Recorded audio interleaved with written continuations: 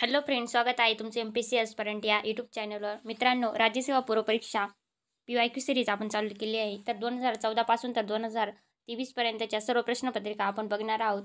तर मित्रांनो, तुम्ही जर राज्यसेवाची तयारी करत असाल तर तुम्हाला अत्यंत महत्त्वाचा असा व्हिडिओ आहे. तर आयोगाने कशा प्रकारचे प्रश्न विचारले आहे आणि आयोगाचा कोणत्या टॉपिकवर भर आहे, तर तुमचं या PYQ सिरीजमधून नक्कीच कव्हर होतील. तर मित्रांनो, व्हिडिओ शेवटपर्यंत बघा. 2017चे क्वेश्चन पेपर आज आपण बघणार आहोत. तर मित्रांनो, त्यातले हिस्ट्रीचे काही क्वेश्चन आपले झालेले आहे. जिओग्राफीचे पण क्वेश्चन आपले झालेले आहे. तर बाकीचे क्वेश्चन आज आपण बघणार आहोत. तर मित्रांनो, व्हिडिओ जर आवडत असेल तर व्हिडिओला लाईक, कमेंट आणि शेअर जरूर करा. तसेच मित्रांनो, MPSC कंबाईन प्रीलियम 2011 पासून तर 2024 पर्यंतचे सर्व प्रश्नपत्रिका आपण बघणार आहोत. तर ती पण PYQ सिरीज चालू केलेली आहे. तर तुम्ही जर कंबाईनची तयारी करत असाल तर ते व्हिडिओ बघत चला.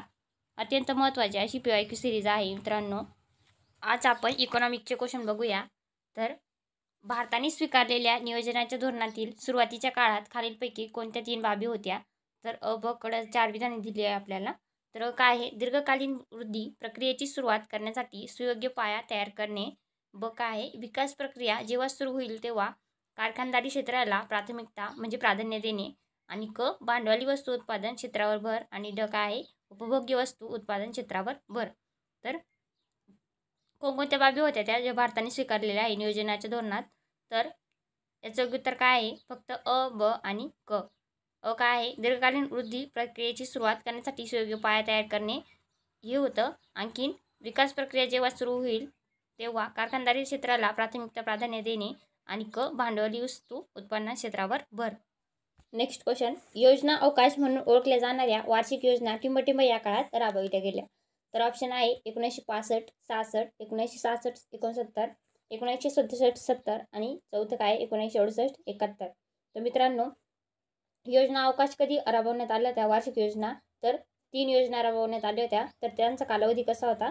तर 1966 ते 1969 या कालावधीमध्ये 3 योजना राबवल्या आल्या होत्या. त्यांना योजना अवकाश असे म्हटले जाते. Next question. कुटुंब बहुआयामी दरिद्री होण्याची शक्यता अशा वेळी जास्त असते जेव्हा वंचितता निर्देशांक अ ब कडे 3 विधान दिले काय 20% जास्त पण 33.3% कमी असते. ब 33.3% जास्त पण 50% कमी असते. आणि क काय दिलंय 25% जास्त पण 50% कमी असते. आणि पर्याय उत्तर काय दिलंय? फक्त क, फक्त ब, फक्त अ आणि वरीलपैकी एकही नाही. तर याचं उत्तर काय आहे मित्रांनो? तर फक्त अ. 20% जास्त पण 33.3% कमी असते जेव्हा कुटुंब बहुआयामी दरिद्री होण्याची शक्यता अशा वेळी जास्त असते. तेव्हा निर्देशांक किती असतो? तो 20% जास्त असतो पण 33.3% कमी असतो. Next question. LPGचा अन्वयार्थ काय म्हणजे अर्थ काय? तर ऑप्शन काय दिले? Liquidity, profitability and growth. दुसरं लिबरलायझेशन, प्रायव्हेटायझेशन अँड ग्रोथ. तिसरं लिबरलायझेशन, प्रायव्हेटायझेशन अँड ग्लोबलायझेशन. आणि वरीलपैकी एकही नाही. तर LPGचा अर्थ काय होतो मित्रांनो? तर एल म्हणजे लिबरलायझेशन, पी म्हणजे प्रायव्हेटायझेशन आणि जी म्हणजे ग्लोबलायझेशन म्हणजे उदारीकरण, खाजगीकरण आणि जागतिकीकरण. तर ऑप्शन 3 याचं योग्य आन्सर आहे. Next question. 12व्या पंचवार्षिक योजनेअंतर्गत सर्वसमावेशकता संकल्पनेच्या पुढील बाबींवर भर दिला आहे. तर अबकडे 4 विधान दिली आहे. सर्वसमावेशकता म्हणजे दारिद्र्य निर्मूलन.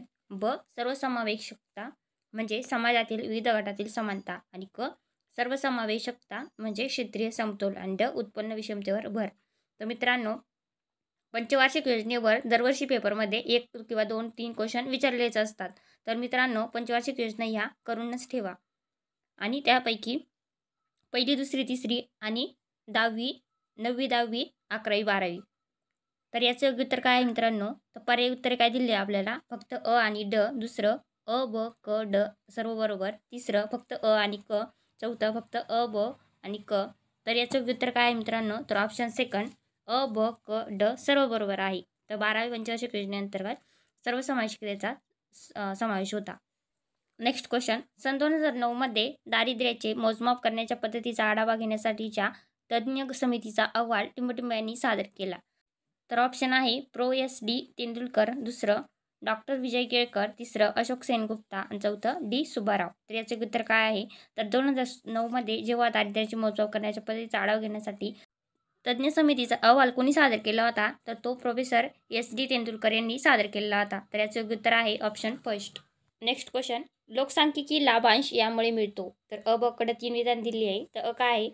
कमी होणारा जन्मदर आणि त्या अनुषंगाने होणारे वयोगटाच्या संरचनेत होणारे बदल. ब कमी होणारा जन्मदर आणि त्या अनुषंगाने होणारे काम करण्यायोग्य वयोगटाच्या संरचनेत होणारे बदल. आणि क कमी होणारा मृत्यूदर. तर पर्यायी उत्तर काय आहे? फक्त ब, फक्त अ, फक्त क आणि चौथं फक्त ब आणि क. तर याचे उत्तर आहे ऑप्शन फर्स्ट, फक्त ब. कमी होणारा जन्मदर आणि त्या अनुषंगाने होणारे काम करण्यायोग्य वयोगटाच्या संरचनेत होणारे बदल. तर मित्रांनो, लोकसंख्येवर पण 1-2 क्वेश्चन नेहमी विचारले जातात. तर प्रत्येक पेपरमध्ये 1 किंवा 2 किंवा 3 क्वेश्चन विचारलेलेच आहे. नेक्स्ट क्वेश्चन, 11व्या पंचवार्षिक योजनेची 2007 ते 12 संकल्पना टिंबटिंब होती. तर ऑप्शन आहे वृद्धी व विकासाच्या दिशेने, दुसरं जलद वृद्धी व विकासाच्या दिशेने, तिसरं जलद व समावेशक वृद्धीच्या दिशेने, चौथं जलद सर्वसमावेशक व शाश्वत वृद्धीच्या दिशेने. तर याचे उत्तर काय आहे? तर 11व्या पंचवार्षिक योजनेची संकल्पना काय होती? तर जलद व सर्वसमावेशक वृद्धीच्या दिशेने. तर ऑप्शन 3 याचं करेक्ट आन्सर आहे. तर मित्रांनो, 2017च्या पंचवार्षिक योजनेवर हा दुसरा प्रश्न आहे. नेक्स्ट क्वेश्चन, राष्ट्रीय लोकसंख्या धोरण 2000चे लक्ष्य कोणते होते? तर अ ब कडे 3 विधानं आहे. तर अ काय आहे? प्रति दर लाख जिवंत बालक जन्मामागे माता मृत्यूदर 100च्या खाली आणि प्रति हजारी जिवंत बालक जन्मामागे बालक मृत्यूदर 30च्या खाली आणणे. दुसरं ब काय आहे? संसर्गजन्य रोगांची लागण प्रतिरोध करणे आणि नियंत्रणाखाली आणणे. क प्रति लाख जिवंत बालक जन्मामागे माता मृत्यूदर 130च्या खाली आणि प्रति लाख जिवंत बालक जन्मामागे बालक मृत्यूदर 35च्या खाली आणणे. तर पर्याय उत्तरे काय दिले आहे? फक्त ब आणि क, दुसरं फक्त अ आणि ब, तिसरं फक्त अ आणि चौथं फक्त क. तर याचे उत्तर काय आहे मित्रांनो? तर राष्ट्रीय लोकसंख्या धोरण 2000चे लक्ष्य कोणते होते? तर अ काय दिलं आहे? तर अ विधान हे बरोबर आहे. कारण राष्ट्रीय लोकसंख्या धोरण 2000चं हे लक्ष ठेवण्यात आलं होतं की प्रति दर लाख जिवंत बालक जन्मामागे माता मृत्यूदर 100च्या खाली आणि प्रति हजारी जिवंत बालक जन्मामागे बालक मृत्यूदर 30च्या खाली आणणे. तर हे विधान बरोबर आहे. आणि ब संसर्गजन्य रोगांची लागण प्रतिरोध करणे आणि नियंत्रणाखाली आणणे हे पण विधान बरोबर आहे. तर हे पण लक्ष ठेवण्यात आलं होतं. पण क हे विधान चुकीचं आहे. तर याचे उत्तर काय आहे? तर ऑप्शन सेकंड अ आणि ब. नेक्स्ट क्वेश्चन, वित्तीय समावेशनासाठी शासनाने 2014मध्ये खालीलपैकी कोणती योजना अंमलात आणली? तर ऑप्शन आहे संपत्ती विवरण योजना, दुसरं निश्चलीकरण, तिसरं प्रधानमंत्री जनधन योजना आणि चौथं वरीलपैकी सर्व. तर मित्रांनो, वित्तीय समावेशनासाठी शासनाने 2014मध्ये कोणती योजना अंमलात आणली आहे? तर ती प्रधानमंत्री जनधन योजना. ऑप्शन 3 याचं योग्य उत्तर आहे. नेक्स्ट क्वेश्चन, जवाहरलाल नेहरू राष्ट्रीय नागरी पुनर्निर्माण प्रकल्प 2 अंतर्गत पुढील उद्दिष्ट समाविष्ट केले आहेत. तर ऑप्शन आहे अ ब कडे 4 विधान दिली आहे. तर अ काय? सेवा पुरवठ्याच्या दर्जात सुधारणा करणे. ब नागरी स्थानिक संस्थांचे सबलीकरण करणे. क नागरीकरणाचा दर झेपेल अशा पातळीवर कमी करणे. आणि ड शहरी दारिद्र्य कमी करणे. तर पर्यायी उत्तरे आहे फक्त अ ब आणि ड, दुसरं अ ब क आणि ड, तिसरं फक्त अ आणि ड, चौथं वरीलपैकी एकही नाही. तर याचे उत्तर आहे तर ऑप्शन फर्स्ट अ ब आणि ड. तर जवाहरलाल नेहरू राष्ट्रीय नागरी पुनर्निर्माण प्रकल्प 2 अंतर्गत काय उद्दिष्ट ठेवण्यात आली होती? तर ते सेवा पुरवठ्याच्या दर्जात सुधारणा करणे, नागरी स्थानिक संस्थांचे सबलीकरण करणे आणि शहरी दारिद्र्य कमी करणे असे उद्दिष्ट ठेवण्यात आलेली होती. नेक्स्ट क्वेश्चन, शहरीकरण हे आर्थिक विकासासाठी उपयोगी ठरले नाही. यासाठी खालीलपैकी कोणते घटक कारणीभूत आहे? तर अ ब कडे 4 विधानं आहेत. तर अ काय आहे? नियोजनात शहरातील झोपडपट्टीकडे दुर्लक्ष. ब असंघटित क्षेत्राची भांडवलदार, जमीनदार व कंत्राटदाराकडून पिळवणूक. क भांडवलाशी संबंधित तंत्रज्ञानामुळे बेरोजगारीत आलेली वाढ. आणि ड आर्थिक वाढीच्या फायद्याची समाजात केलेली असमान वाटणी.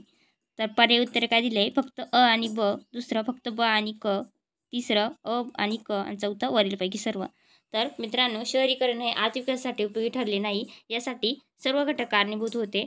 तर ऑप्शन 4 याचं योग्य आन्सर आहे वरीलपैकी सर्व. कारण नियोजनात शहरातील झोपडपट्टींकडे दुर्लक्ष करण्यात आलं होतं आणि असंघटित क्षेत्रांची भांडवलदार, जमीनदार व कंत्राटदारांकडून पिळवणूक करण्यात आलेली होती. तंत्रज्ञानामुळे बेरोजगारीत पण मोठी वाढ झालेली होती आणि आर्थिक वाढीच्या फायद्याची समाजात केलेली असमान वाटणी. त्यामुळे हे घटक कारणीभूत ठरले होते की शहरीकरण हे आर्थिक विकासासाठी उपयोगी ठरले नव्हते. नेक्स्ट क्वेश्चन, कुळ कायदा वहिवाट सुधारणामध्ये पुढील गोष्टींचा समावेश होतो. तर अबकडे 4 विधाने दिली आहे. तर काय आहे? कुळ खंडणी म्हणजे वहिवाट खंड किंवा भाडे नियमन. ब वहिवाटीची सुरक्षितता. क कुळांना म्हणजे वहिवाटदारांना मालकी हक्क देण्याबाबत पुष्टी. आणि ड कसाऊ जमिनीच्या आकारावर मर्यादा.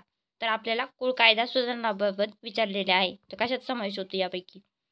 तर पर्याय उत्तरे आहे अ आणि ब, दुसरं अ, ब, क आणि ड, तिसरं फक्त ब आणि क, चौथं फक्त अ, ब आणि क. तर याचं उत्तर काय आहे मित्रांनो?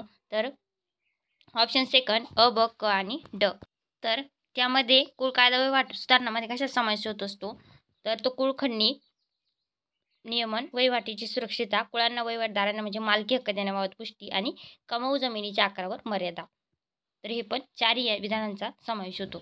नेक्स्ट क्वेश्चन, डीबीटी चे पुढीलपैकी कशाचे संक्षिप्त रूप आहे? तर एक आहे डिमांड बाय ट्रेन, दुसरं डायरेक्टेड बेनिफिट ट्रान्सफर, तिसरं डायरेक्टेड बँक ट्रान्सफर आणि चौथं डिडक्ट बाय ट्रान्झॅक्शन. तर याचे उत्तर काय आहे? डीबीटीचं लॉंग फॉर्म काय आहे? तर डायरेक्ट बेनिफिट ट्रान्सफर. तर ऑप्शन सेकंड याचं योग्य आन्सर आहे. नेक्स्ट क्वेश्चन, ग्रीन क्लायमेट फंडची स्थापना कोणत्या वर्षी झाली? तर ऑप्शन आहे 2010, 12, 2011 आणि 2014. तर याचं उत्तर काय आहे? तर योग्य उत्तर आहे 2010. ग्रीन क्लायमेट फंडची स्थापना कधी करण्यात आली? तर ती 2010 या वर्षी करण्यात